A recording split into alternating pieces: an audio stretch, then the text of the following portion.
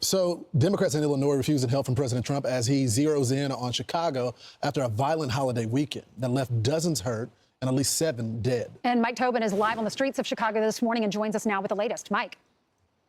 Good morning, Ainsley. Good morning, guys. So far, the numbers we have show 54 people were shot, 7 fatally. It usually takes a few hours. Look at that fucking neck. Jesus. For Chicago police to release the official numbers from the holiday weekend. But you compare those numbers to the 4th of July weekend, in which 44 people were shot, 6 were killed. This is the dynamic that Illinois Governor J.B. Pritzker says is not an emergency that warrants the intervention of federal troopers and the National Guard. In fact, I think by the end of the weekend, they actually got into the mid-50s total being shot. But who's counting? Governor Pritzker launched over the weekend a conspiracy theory that Trump is using crime in Chicago to cheat the midterm elections. Other aims are that he'd like to stop the elections in 2026 or, frankly, take control of those elections. He'll just claim that there's some problem with an election, and then he's got troops on the ground that can take control, if, in fact, he's allowed to do this. So just like what happened during COVID, right? That no rules, no hose bar, mail-in ballots. It's the projection on the left side is just amazing. Like they basically tell you what they want to do and say that you're going to do it. Also over the weekend, Chicago's Mayor Brandon Johnson led groups chanting no federal troops in Chicago. And in a move critics dismiss as clearly political, Chicago's mayor signed an executive order banning law enforcement from wearing face masks. And he said that Chicago police will not play a supporting role to their federal counterparts. I'm actually okay with the federal law enforcement, with any law enforcement not wearing face masks. I don't know why this has become an issue. I'll be the first person railing against it. Law enforcement should not be wearing face masks, period. Sorry. That's your job.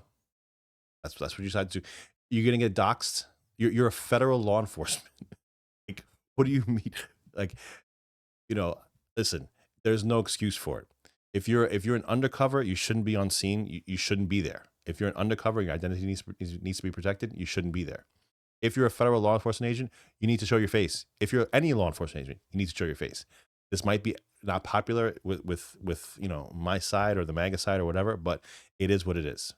I've been saying it from the beginning. I'll keep saying it. I don't know why we're doing it. It's a losing argument. It looks terrible. I mean, I don't care about the optics very much. I just care about accountability.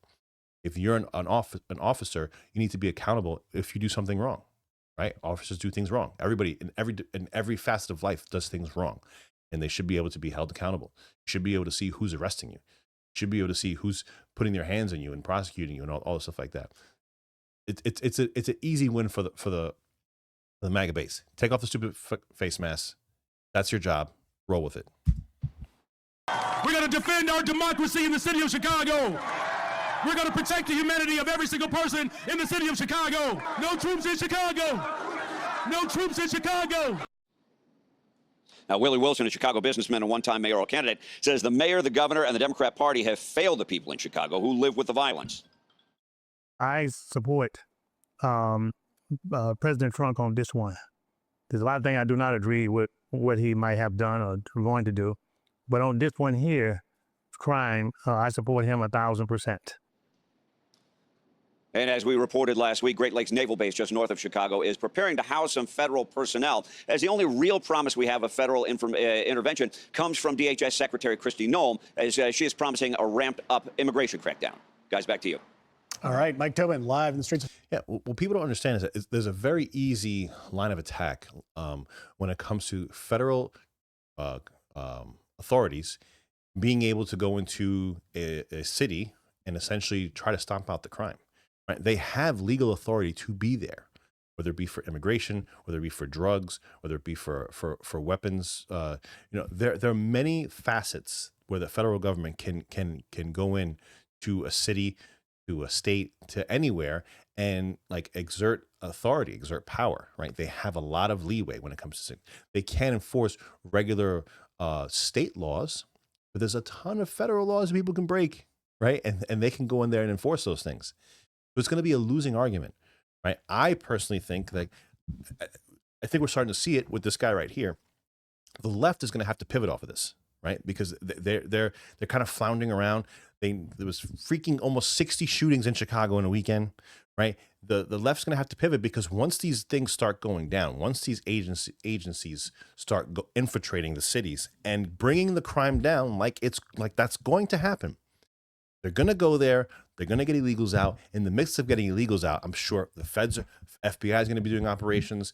There's going to be other entities that are doing operations, and the crime is going to go down. And what's that going to look like for the average person there?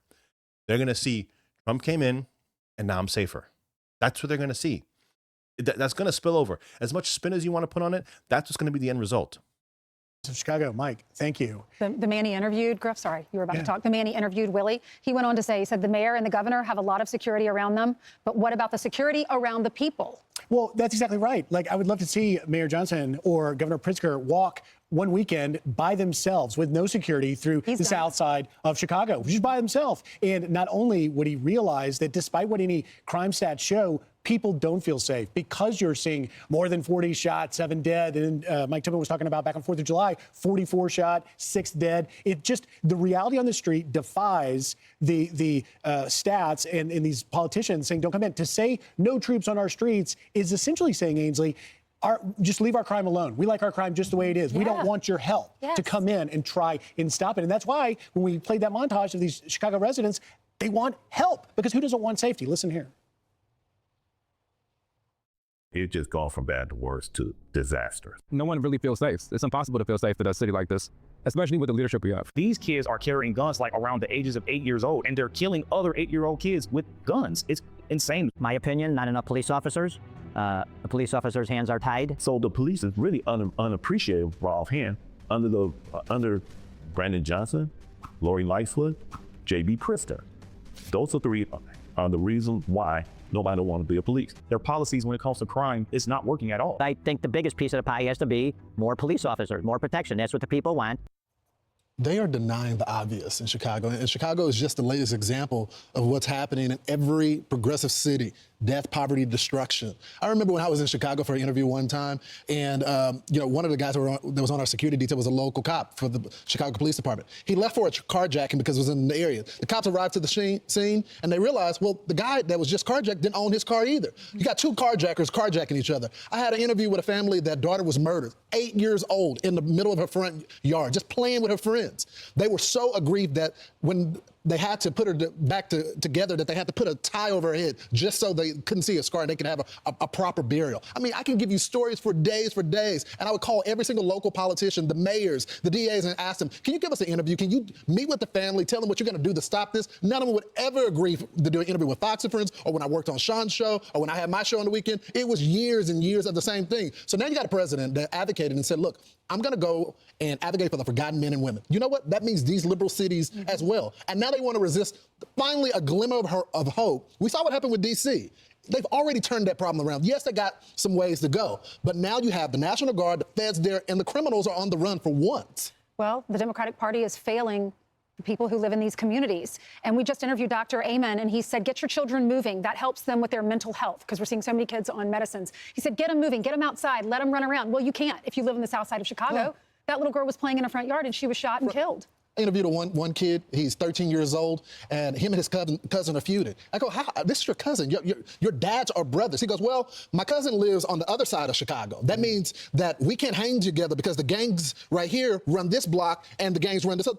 You're robbing kids of a future. I know, of a it shouldn't be that way. It's a great point that you're raising, Lawrence, because in D.C. specifically, and it's similar in Chicago, you have a mix of major gang affiliations like MS-13 or Tren de Aragua, but then you've also got these crews that are block by block, and some specifically do more carjackings. Others will set up an open-air drug market. Yeah, we have a massive cultural problem in this country.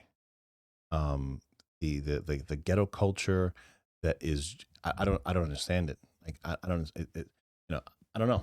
I don't know what's the answer. You know, everyone says like lack of fathers, blah blah blah, this and that. Like they throw all these things at the wall, and it's just like there's no.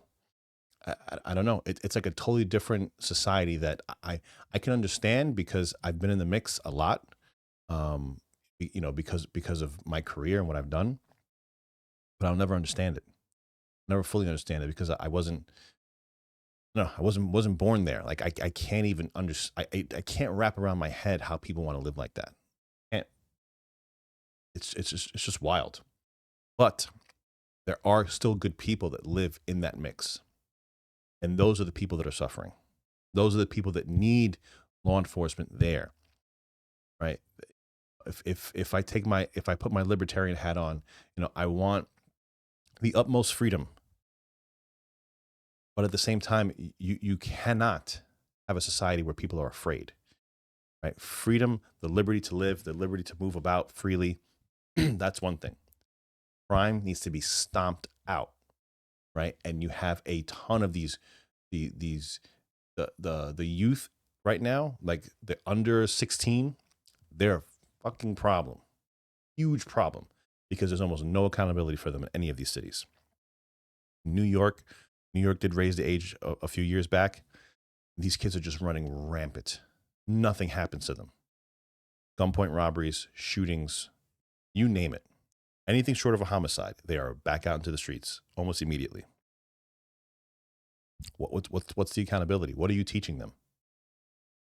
Right? When you do something wrong, when your punishment is nothing, when your punishment is, you have to go through the system for like 12 hours, maybe a day, and then you're back home and go hang out with your boys. Yeah, I did a quick little run. I'm good. Start it up again.